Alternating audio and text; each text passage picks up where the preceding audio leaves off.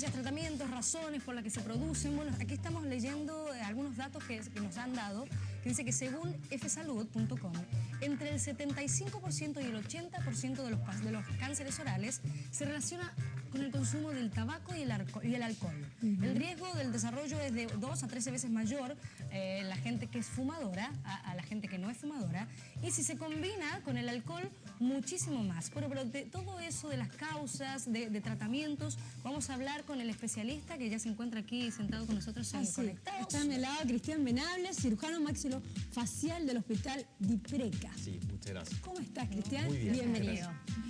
Mucha gente va a empezar a preguntar de esto y por eso antes damos la línea telefónica es 562-2777-5126 para que usted llame, haga sus consultas al doctor que está ya con nosotros. Cuéntenos un poco acerca del cáncer oral, el diagnóstico y por qué. ¿Por qué sucede? ¿Por qué se produce principalmente? Bueno, el cáncer, como cualquier otro tipo de cáncer, se debe a una mutación de los tejidos bucales y de los tejidos básicamente de las mucosas, porque como sabemos en la boca hay distintos tipos de tejidos, hueso, mucosa, piezas dentarias, etc. Entonces, la mucosa es la primera que se ve afectada por distintos cambios o mutaciones que se le producen a un determinado paciente. Y como bien dice la nota introductoria, el tabaco, el alcohol y su combinación por un lapso prolongado de tiempo hacen que una persona tenga una probabilidad desde un 0,0001% que tenemos todos a tener más allá de un 70% de probabilidades. O sea, el paciente clásico de un cáncer oral, clásico, no todos, la mayoría de estos pacientes son fumadores y bebedores en exceso por más de 10 o 15 años. Y bebedores en gran cantidad, no estamos hablando del bebedor ocasional de fin de semana, no, un bebedor que consume por lo menos todos los días alcohol. ¿Síntomas a los que debemos prestar atención? Eso es lo más malo de todo, que el cáncer oral en sus etapas iniciales no tiene sintomatología clara, no tiene un dolor. Aparecen como manchas, pero lamentablemente como estos pacientes fumadores tienen muchas manchas debido al tabaco, al alcohol, se pueden confundir con otro tipo de manchas. Y no duele, entonces aparece una mancha que puede parecer como un nevo, como un lunar, porque mucha gente después de notas de cáncer generalmente acude mucho más a la consulta a consultar, que dice, mira, me apareció esta mancha, ¿qué pasa?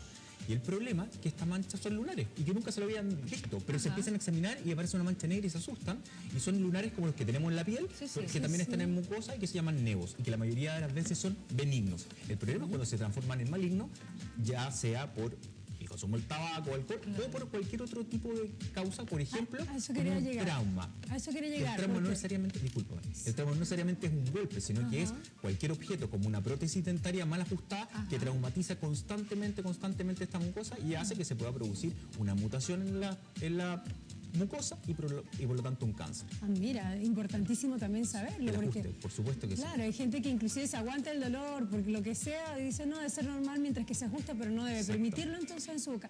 Otra causa, doctor, ¿alguna otra causa para padecer cáncer oral? Además de lo ya expuesto. ¿Es mito o realidad? Porque también se comenta que el sexo oral puede producir también cáncer oral. Lo que pasa es que cualquier tipo de práctica sexual que vaya acompañada de una infección del virus papiloma humano, de un cierto tipo que es el virus papiloma 16, efectivamente puede desarrollar un cáncer oral. Pero cualquier práctica, no solamente el sexo oral, o sea, uno puede contagiarse, es una enfermedad, es una transmisión de un virus, como el SIDA, como la hepatitis, y que se transmite a través de una relación sexual, una enfermedad venérea. Pero no todos los pacientes que tienen el virus papiloma humano desarrollan el cáncer oral. Hay pacientes que no lo tienen. En un 25 o un 30% aproximado de la población que tiene cáncer oral aparece como positivo el virus papiloma humano. Pero muchas personas tienen el virus papiloma humano y nunca han desarrollado ningún cáncer ni ningún otro tipo de enfermedad. Claro, y de hecho por eso es que es tan peligrosa, entre comillas, o se va acrecentando el número, porque la mayoría de las personas que lo padecen no tiene síntomas. No tiene síntomas. Entonces van contagiando, se va contagiando de esa manera. Exactamente. Bueno, y se agregan otros factores, por ejemplo, la mala nutrición. O sea, que es como un ciclo, que es como la mayoría de las enfermedades virales, porque no solamente el cáncer oral, sino que el cáncer en general, el SIDA, cualquier otro tipo de neoplasia, pacientes que tienen hipovitaminosis, o sea, tienen un escaso consumo de nutrientes, alimentos, desarrollan este tipo de enfermedades. Pacientes con escaso aporte alimenticio. ¿Por qué? Porque esta gente lo combina más con alcohol, con cigarro, y reemplazan comidas que son fundamentales para la protección. todos tenemos prooncogenes, que es que en el fondo dentro de nuestros genes hay genes buenos y genes malos. Y los genes malos se activan por un estímulo, y ese estímulo puede ser radiación solar, trauma, alcohol, cigarrillo, estamos hablando de muchísimos factores. muchísimos factores. Pero si yo tengo un sistema inmunológico bien fuerte, me alimento de una manera normal, nada especial, probablemente voy a pasar durante el periodo de mi vida y voy a desarrollar un cáncer, probablemente cuando tenga 80, 90 años, porque de algo finalmente me tengo que morir, de un cáncer, de un infarto. Pero el problema es estos pacientes que los desarrollan a los 30, 35, hoy día cada vez mejores, 40 años. Entonces eso es lo que hoy día ha llamado mucho la atención, que está cambiando ese factor que antes era el paciente clásico de cáncer oral, un paciente que tenía sobre 60 años. Hoy día vemos pacientes que tienen 30, 20 años y que de la nada, y que no son ni fumadores ni bebedores de alcohol. Y que igual son, se manifiesta un y cáncer. manifiesta, sin tener ni siquiera antecedentes familiares. Porque como cualquier enfermedad de cáncer, cuando uno tiene antecedentes familiares, Es más probable que tenga, como cuando un paciente es hipertenso, De hecho, te piden exámenes, te dicen, si tu mamá o tu hermana, el que sea, tiene llevar un control, generalmente. O sea, lo más importante y como es obviamente tener un control anual con el odontólogo, más que con un médico general, porque el odontólogo es el que debiese revisar perfectamente tu boca. El odontólogo, ante cualquier duda de una mancha o cualquier cosa, nos va a derivar el paciente a nosotros, y nosotros vamos a hacer la biopsia. En general, los cirujanos maxilofaciales trabajamos en equipos con los oncólogos, porque nosotros hacemos la primera intervención del paciente, que es hacer la biopsia y dejar marcada la zona donde hicimos la biopsia. Si la biopsia es negativa, es decir, el paciente está sin cáncer, nosotros hacemos el tratamiento, porque hay un montón de lesiones, más de 100 lesiones que se dan en la boca y en todo el territorio bucomaxilofacial, que son neoplasias benignas que no terminan siendo cáncer, y que igual tenemos que hacer la eliminación del tumor, resección mandibular, etcétera.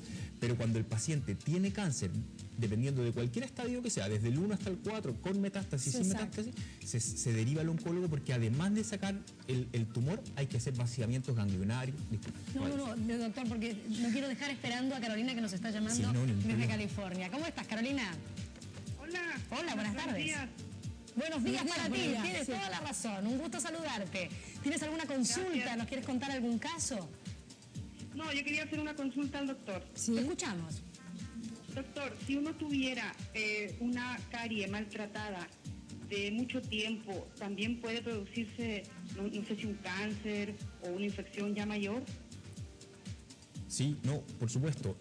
La caries como enfermedad bacteriana, a diferencia del virus papiloma, no podría generar un cáncer de manera directa, sí una infección muy importante. Y ahí como que se separan un poco las aguas entre lo que es un cáncer y lo que es una enfermedad infecciosa, que igual puede producir la muerte. Un flegmón, adenoflegmón, osteoflegmón, que son enfermedades súper complejas, pueden producir la muerte del paciente. Pero es algo que es tan sencillo de tratar como hacer la prevención anual en el chequeo con el odontólogo. Haciendo una prevención simple, con una radiografía simple, que la mayoría de los odontólogos la tienen en su consulta, uno puede prevenir una carie o una infección, pero que es distinto al tema del cáncer. Es súper importante dejarlo claro. Generalmente las patologías propias del cuerpo, como caries, enfermedad periodontal o algún adminículo extra, llámese prótesis, implantes odontológicos, no producen caries, no producen un rechazo del cuerpo de manera natural. Ok, Carolina, ¿no tienes alguna otra consulta? Quizás. No, solamente decir que el doctor está muy buen mozo. Muchas gracias. Muy amable. Muy bien, Carolina, estamos de acuerdo. Muy amable. Muchas gracias. Gracias por llamarnos, Carolina, y bueno, y a todos que nos están viendo, recordarles que nos pueden seguir llamando al número telefónico, que es el 562-2777-5126, y también pueden hacer sus consultas a través de las redes sociales, y creo que ya tenemos... Ya, hay preguntas. Sí, de Angélica Cáceres, que ella dice que ella le sale una pequeña mancha oscura en el labio, es como si fuera un lunar, dice. Dice que no le pica, dice tampoco le molesta, pero le preocupa porque no la tiene de nacimiento, le salió aproximadamente unos 7 meses y ve que cada vez va creciendo más. Y eso le preocupa. ¿Qué puede hacer? Importante el control con el odontólogo, y si ya tiene alguna duda y ya ella misma se ha observado y se ha controlado, ir con un cirujano maxilofacial, porque va a medir, esta mancha se mide, se le toman fotos, y hay ciertos signos que las manchas van evolucionando. ¿Cuáles son signos muy importantes y que son ya conocidos por la mayoría de la gente? Picazón, que no sangre, que sea una mancha plana, que no sea sol levantada, es decir, que sea como la superficie de esta mesa, plana. Si esa mancha empieza a tener irregularidades, es probable que haya que hacer una biopsia. Ahora, hay manchas como las mismas pecas o los lunares que aparecen en la piel, como lo comentábamos delante, aparecen también en los labios y en la mucosa. Por lo tanto, muchas veces son esos lunares.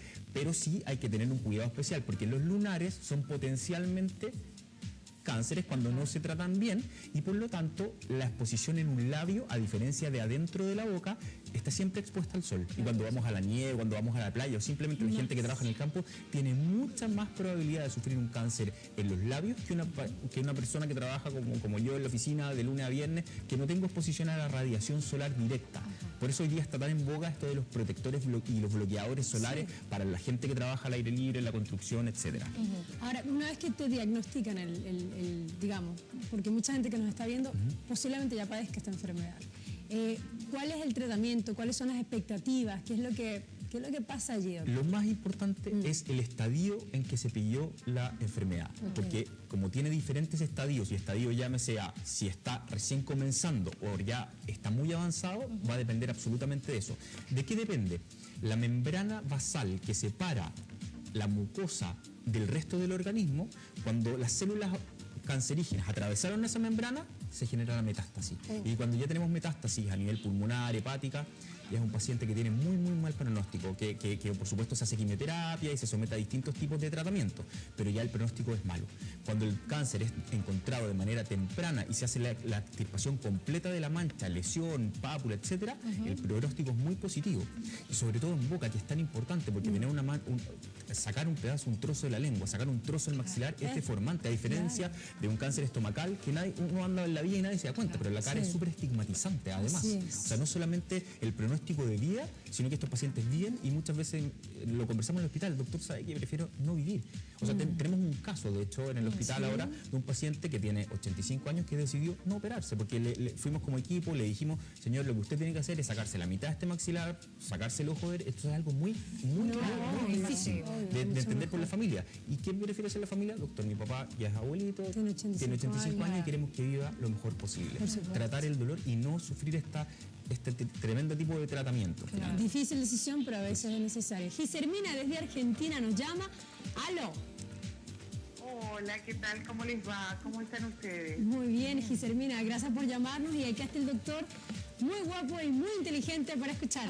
Muchas gracias. Un feliz 18 por allá, que nosotros empezamos.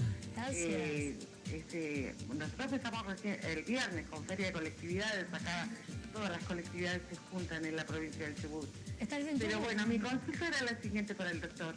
Sucede de que tengo una glándula salival tapada, me dijo mi odontólogo, y cada vez se hace más grande. Y él me dijo que eso se iba solo, y si no con un pequeño cortecito, pero a mí me da miedo por el cortecito, así que le quería consultar al doctor.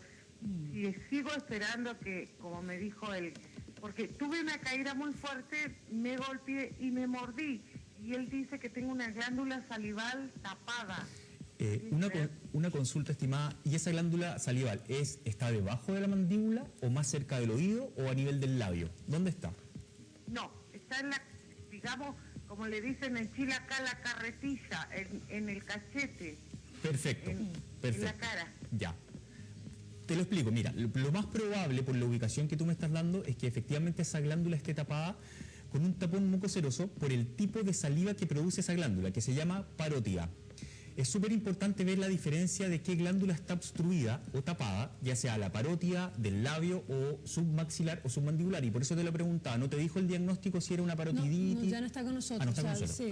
Y eso es súper importante, porque dependiendo de cuál glándula esté obstruida, es el tipo de tratamiento que se hace. Generalmente la parótida es una glándula que efectivamente, como dijo ella, con solamente control y tratamiento muy simple, cialogogos, tomar mayor cantidad de agua, el tapón mucoceroso sale solo.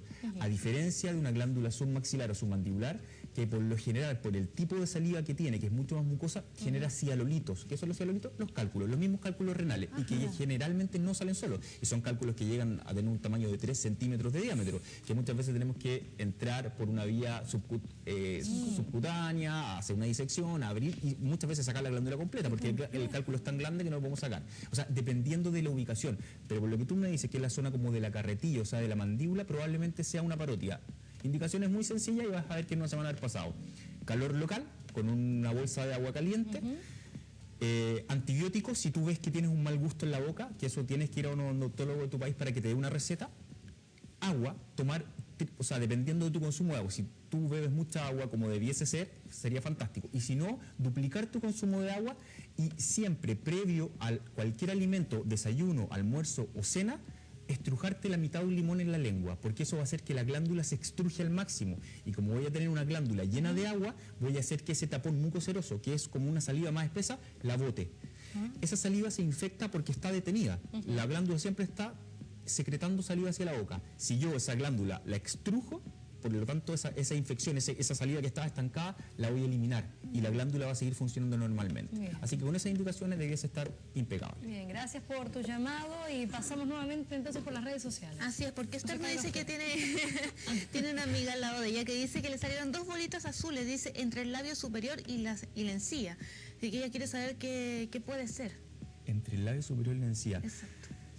¿Y cuántos años tiene? No dice la... No indica la edad, querida. Probablemente esas 2 bolitas azules corresponden a aumentos de volumen de glándulas salivales menores que se conocen como mucoceles, y hay que ver si esas bolitas van aumentando y disminuyendo de tamaño. Con esa información como que nos cuesta un poquito dar un diagnóstico, porque como les contaba antes, existen más de 50 tipos de lesiones benignas y otros 50 que no son tan benignas. Entonces hacer un diagnóstico con poquita información es medio complejo, pero lo más probable, por lo que me cuenta, por la ubicación de la zona del labio, es que se vean a mucoceles, y eso sí hay que tratarlo. Muchos mucoceles se inflaman, se revientan y nunca más salen. En cambio otros se inflaman, se revientan constantemente, y hay que hacer la extracción de las glándulas salivales. Ajá. El mucocel es una glándula salival menor que se encuentra en los labios, que cuando uno, el típico en los niños cuando se muerden y le crece como un globito, como una bombita de agua.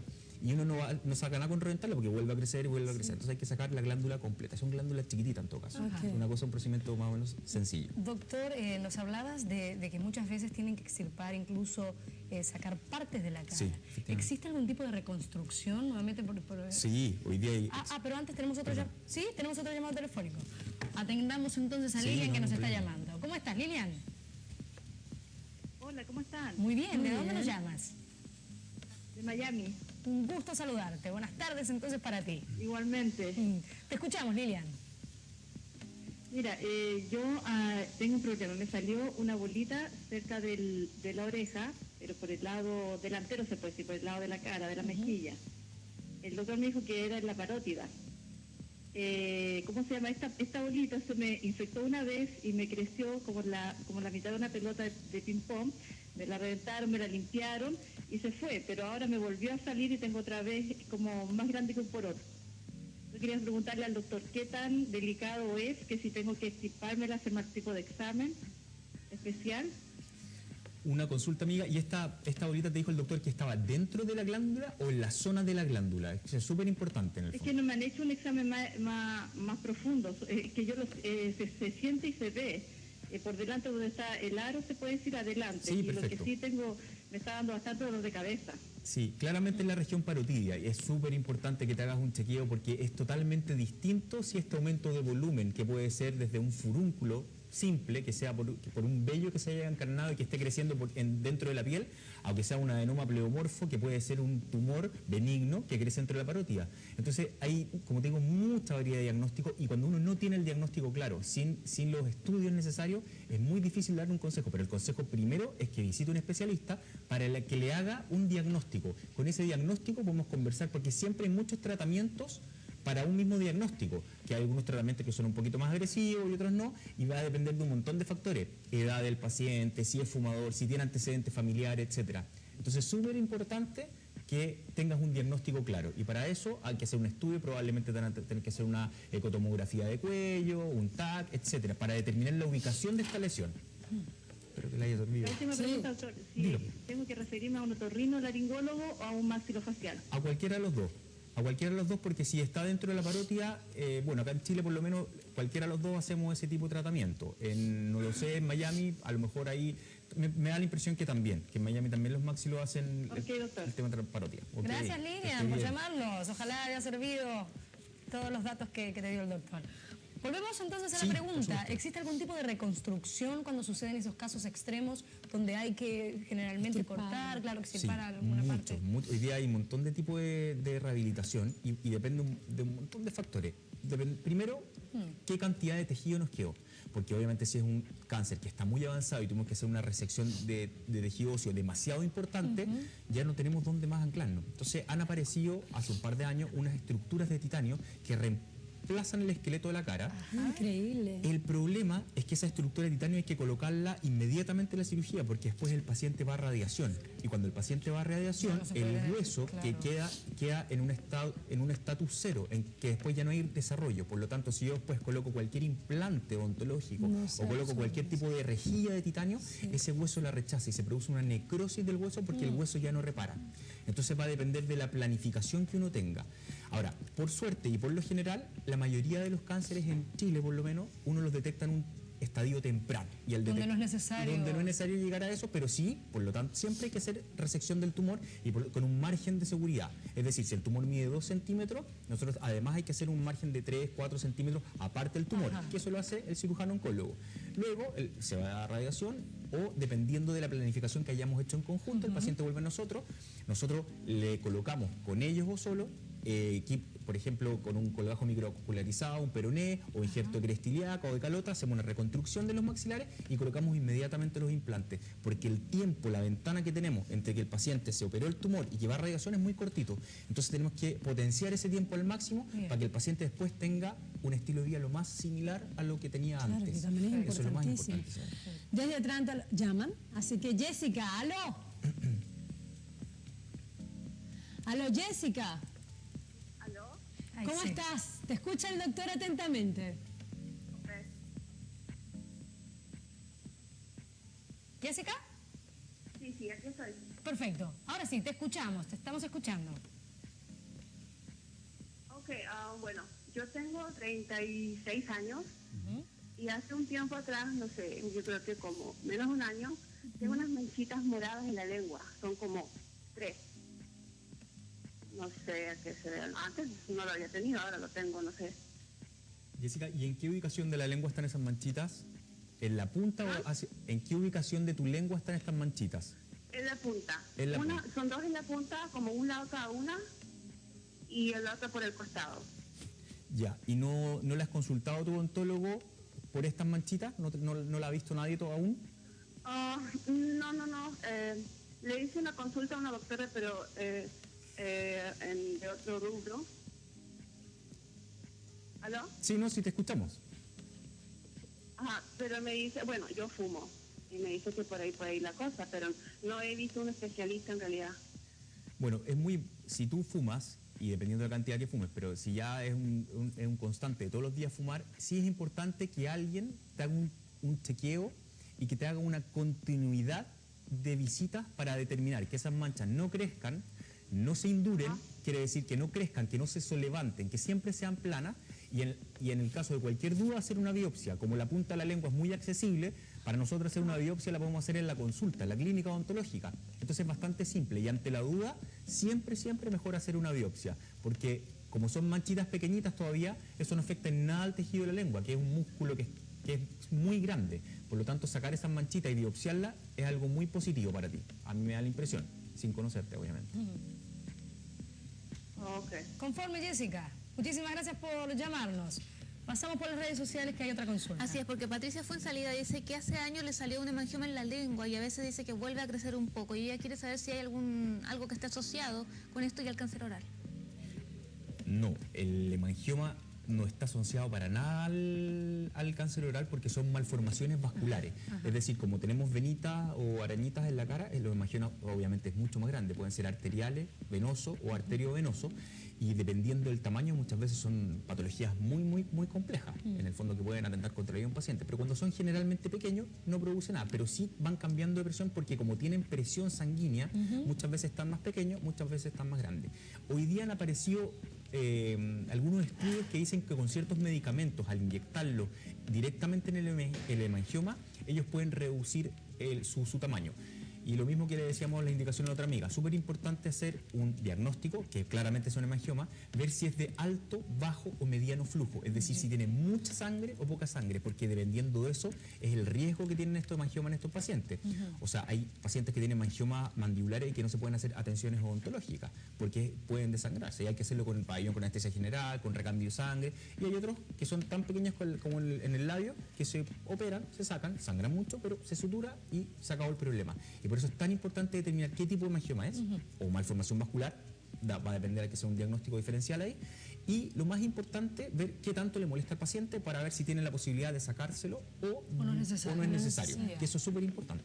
Perfecto. Hemos hablado entonces del cáncer oral. Muchísimas gracias por los llamados telefónicos, por las consultas a través de las redes sociales. Y te queremos agradecer, Cristian Venables, cirujano maxilofacial del Hospital de Ipreca, que nos acompañó esta tarde. Su página web es www.doctorvenables.cl, por si quedó alguna consulta pendiente o alguna duda. Ya lo saben, lo más importante, cada año hay que ir a hacerse su chequeo al dentista y él seguramente va a poder hacernos cualquier observación. O vía Twitter también podemos contestar alguna. Twitter. Sí, @venablec. Así de simple. Así de simple. Perfecto. Mi apellido y la inicial, @venablec. No lo utilicen para otras cosas, solamente para cosas que se queden con la salud, por favor, no sean desubicados. Como quieran, Venables. @venablec. Nosotros vamos a un pequeño corte comercial y regresamos. Muchas gracias.